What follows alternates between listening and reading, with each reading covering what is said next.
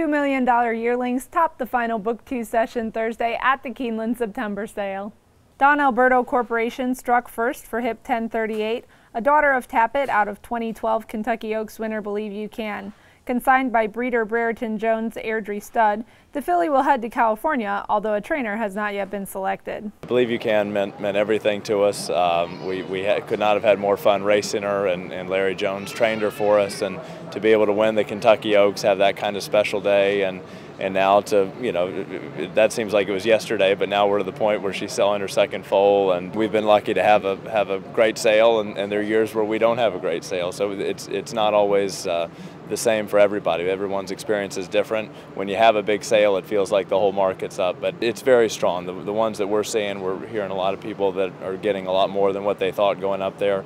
Some people that with yearlings that they thought they were in trouble on, that they're getting done in the back ring. So that's all great news. Just a few moments later, KERRI RADCLIFFE took home Hip 1041, a daughter of Scat Daddy out of the Ghost Zapper mare Beloveda. The filly was bred by Gainesway Thoroughbreds Brian Graves and Michael Hernan and was consigned by Gainesway. She will be trained by Jeremy Nocita. Yeah, this is one that I'm probably quite emotional about because I have fallen in love with her, and anyone that knows me, I get quite attached to my fillies like Nemeralia and Take Me With You, so I hope she's another one of those. I really do. Owner Eric Fine, who partnered with KERRI RADCLIFFE on an Orb colt Wednesday night, picked up his own Tappet colt for $900,000 from DENALI Stud's consignment. Ian Brennan signed the ticket on the session's most expensive colt, Hip 1125, who is out of the theatrical mare Comedy and was bred by Stone Street. He was a beautiful horse, and the right people hooked up on him, and when you have a horse with a big pedigree like he has, and he has a very strong physical, then those are the easy kind to sell. A small kerfuffle earlier in the day worked out in favor of Allbow Family Stable when there was confusion over the buyer of Hip 887, a son of Curlin consigned by Gainesway. Hammered down initially for $900,000, the colt was sent back through the ring and sold to the Allbows for their original underbid of $800,000. There was actually a live bid in the pavilion, which was not us, and I believe that was $850,000. There was apparently a bid for $900,000 out back, and when we came around to congratulate Brian and Miss Alexander and Miss Groves, the breeder, he said, well, don't go anywhere, there's some confusion over who's signing the ticket.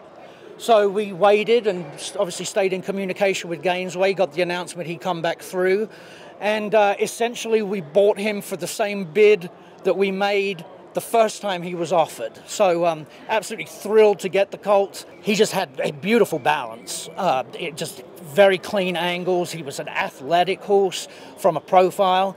And you just love them when they drop their head and just float up and back when you walk them. And just had so much class and presence. TaylorMade was the session's leading consigner. Fox Hill Farm was the leading buyer. Windstar Farm Stallion Pioneer of the Nile led by Average. And Hillendale's Curlin was the leader by Gross, as Book 2 concluded with solid gains. 5 horses sold for 7 figures in this book for a cumulative total of 13, the most at this sale since 2014. Cumulative numbers are up, and you can read those at bloodhorse.com and in Bloodhorse Daily. The fact that this momentum is carried through in Book 2 to the last day is awesome. You know, $2 million horses in the last day of Book 2. You know, I think we're well above the 7-figure number of horses where we were last year, and so I think that it's just showing that the market is trending strong and there's high demand for quality horses.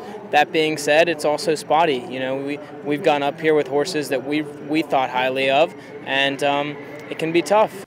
This concludes our video coverage of the Keeneland September sale, but of course our hardworking team will be on site here to bring you all the latest news as the sale continues.